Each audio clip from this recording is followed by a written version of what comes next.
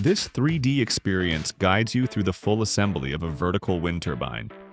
From unfolding and anchoring the base to connecting the pole, mounting the blades, and powering it on as it rises and begins to spin. But it's more than just a build tutorial. It's a clear, hands-on way to explain how small-scale wind energy works by representing the process in an interactive 3D project. It is designed for engineers, technicians, educators, or anyone who can benefit from seeing the turbine in action. Each step is carefully visualized to show how the components fit and function together. You see the parts, the logic, and the flow, all within one online viewer. This kind of an interactive experience is also a powerful learning tool. It brings clarity to complex systems and helps viewers go beyond theory into something real and relatable.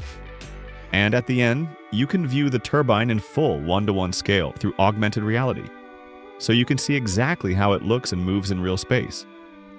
It's a useful way to evaluate the design, check proportions, or simply better understand the system before real-world deployment.